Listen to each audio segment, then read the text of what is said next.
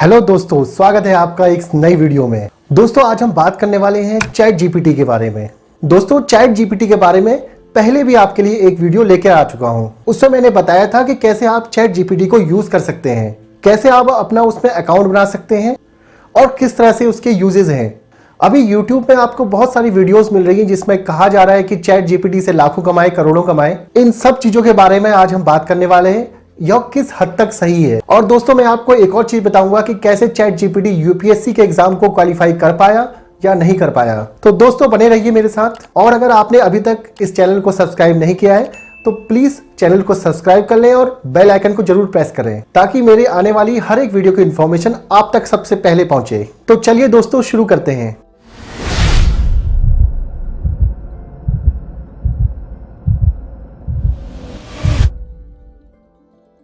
दोस्तों सबसे पहले बात करते हैं, क्या चैट जीपीटी से लाखों करोड़ों रुपए कमाए जा सकते हैं। सबसे पहली बात तो यह है कि चैट जीपीटी से आप डायरेक्टली पैसे नहीं कमा सकते हैं। हाँ, कुछ चीज़ों में ये आपको असिस्ट कर सकता है और उस असिस्टेंस के द्वारा आप कुछ पैसे जरूर कमा सकते हैं। जैसे कंटेंट राइटिंग है, कंटेंट राइटिंग में आप इससे आइडियाज़ ले सकते हैं और कुछ हद तक आपको यह कुछ मैटर प्रोवाइड करा ही देता है। अब इसमें कैसे अकाउंट बनाएं और कैसे इसको यूज़ करें, इस बारे में मैं आपको पहले भी बता चुका हूँ। अगर आपने वह वीडियो नहीं देखी है तो आप ऊपर आई आइकन पर क्लिक करके उस वीडियो को दोबारा से देख सकते हैं। दोस्तों अभी एक न्यूज़ आई है कि चैट जीपीटी यूपीएससी के एग्जाम को क्लियर नहीं कर पाया। सबसे पहले हम इसी बात पे डिस्कस करेंगे। चैट जीपीटी को जो एग्जाम दिया गया था यूपीएससी प्रीलिम्स का, वह था 2022 का, जिसमें paper 1 set a chat GPT द्वारा सॉल्व किया गया।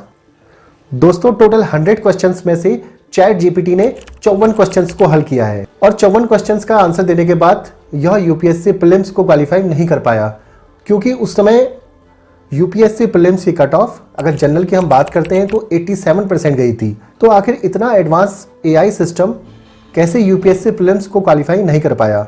इस बारे में अगर हम डीपली सोचें तो हमारे सामने कुछ तथ्य निकल कर आते हैं कि कैसे यह प्रीलिम्स को क्वालिफाई करने में फेल हो गया। दोस्तों सबसे पहली बात तो यह है कि चैट जीपीटी के अंदर सितंबर 2021 तक का ही डेटा उपलब्ध है। इसका मतलब यह हुआ कि यह एआई केवल सितंबर 2021 से पहले की ही जानकारी को जानता है और करंट अफेयर्स में अगर 2021 से बाद की बात करें तो उनको हल करने में यह बिल्कुल असफल रहता है।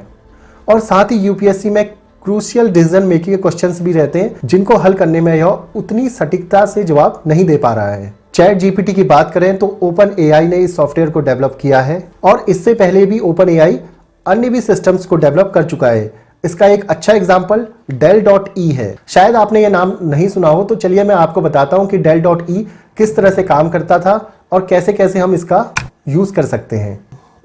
Dell.E को ओपन करने के लिए आपको सिंपली Dell.E को प्रेस करना है गूगल पे और फिर आप आ जाएंगे Dell.E की साइट पे। दोस्तों अगर बात करें Dell.E सिस्टम की तो यह कुछ वाक्यों को लेके या कुछ शब्द या लेटर्स को लेके उनकी इमेज फॉर्म बनाने में बहुत अच्छी तरीके से सक्षम है। चलिए आपको हम एक एग्जाम्पल के माध्यम से दिखाता हूं कि किस तरह से यह कुछ वर्ड्स को देके उनको इमेजेस में ऑटोमेटिकली ट्रांसफर कर देता है। उसके लिए आपको Dell.E की साइट पे आना पड़ेगा और अब मैं यहाँ पे कुछ वर्ड्स Dell.E को देता हूँ, जैसे इंडिया, इसरो, स्पेस मिशन और चंद्रयान के बारे में मैं यहाँ पर जानकारी भरता हूँ। तो इसके बाद अब हमको क्लिक करना होगा जनरेट पे।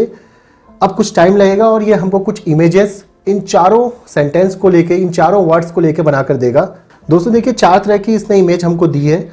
अब इसमें से कुछ इमेजेस जो हैं वो हमारे चारों वर्ड्स को डिफाइन करती हुई नज़र भी आ रही हैं। दोस्तों इस तरह से Dell.E कार्य करता है और इस सिस्टम को ओपन एआई ने ही चैट जीपीटी से पहले बनाया था।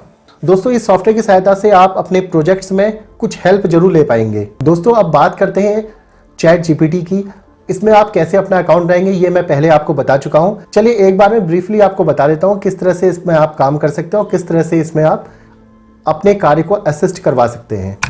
दोस्तों सबसे पहले आपको गूगल पे जाना है और वहाँ पे चैट जीपीटी अगर आप सर्च करेंगे तो आपको इसकी वेबसाइट के बारे में दिखाएगा जो कि ओपन एआई ने डेवलप की है। वहाँ पे आपको क्लिक करना है और क्लिक करते ही आप इसके प्लेटफॉर्म में पहुँच जाएंगे जहाँ पर आपको ओपन चैट जीपीटी पे क्लिक करना है। अब इसके बाद आप डायरेक्टली इससे अपने कुछ क्वेश्चंस पूछ सकते हैं। अब जैसे मैं इनसे एक क्वेश्चन पूछता हूँ इंडिया के बारे में, तो आप देखिए किस तरह से मुझको रिप्लाई देगा। दोस्तों मैं इससे पूछता हूँ कि आप इंडिया के बारे में क्या जानते हैं। तो चैट जीपीटी मुझे किस तरह से रिप्लाई दे रहा है, आप इस पर थोड़ा सा ध्यान दीजिएगा। अब देखिए, बहुत लंबी चौड़ी सी एक बात बताएगा कि India located in south Asia और इसमें इतनी आबादी है और इंडिया का बहुत डाइवर्स कल्चर हेरिटेज है, और आपको ऐसा लगेगा जैसे कि कोई ह्यूमन बीइंग ही यहाँ पे आपको इन सब चीज़ों के आंसर बता रहा है। बट ये कोई ह्यूमन बीइंग नहीं है, ये एक चैटबॉट है। और इस चैटबॉट की इस डिस्कशन को देखकर आप ये मत समझ लेना कि ये एआई बहुत ज़्यादा कॉन्शियस है, बट ये जो इसमें पहले से ही प्री रजिस्टर्ड इन्फॉर्मेशन है उनसे यह डेटा गैदर किया हुआ है और उससे ही मुझको ये रिप्लाई दे रहा है। दोस्तों, अब बात करते हैं कि चैट जीपीटी मुझे आंसर्स कैसे दे रहा है। इतना ज़्यादा वास्ट डेटा इसके पास आ कहाँ से रहा है।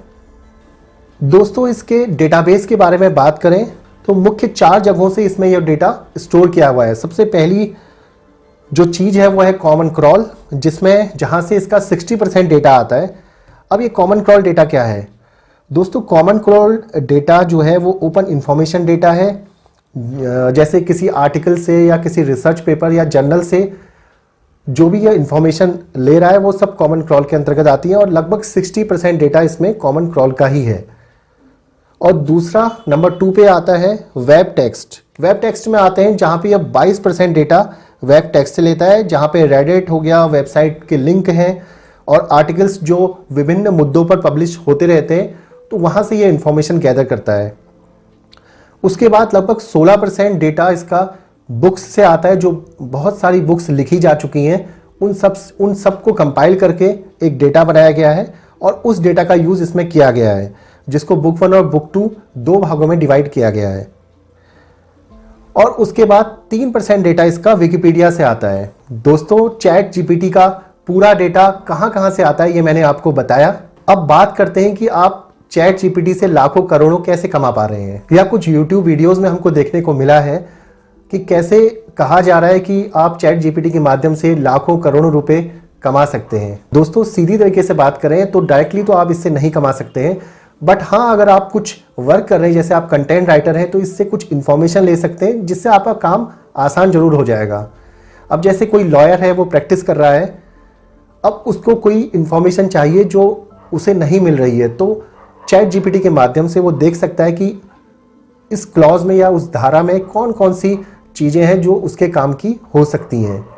तो इस तरह से चैट जीपीटी का आप यूज़ कर सकते हैं। दोस्तों, चैट जीपीटी पे जितनी भी डेवलपमेंट होंगी उसको लेके मैं आपके पास आता रहूँगा और उसके लिए आपको ये चैनल जरूर सब्सक्राइब कर लेना है। दोस्तों, आपको यह वीडियो कैसी लगी कमेंट बॉक्स में मुझे जरूर बताएं। आज की वीडियो में इतना ही, मिलता हूँ आपसे नेक्स्ट वीडियो में। तब तक अपना ख्याल रखिए। धन्यवाद।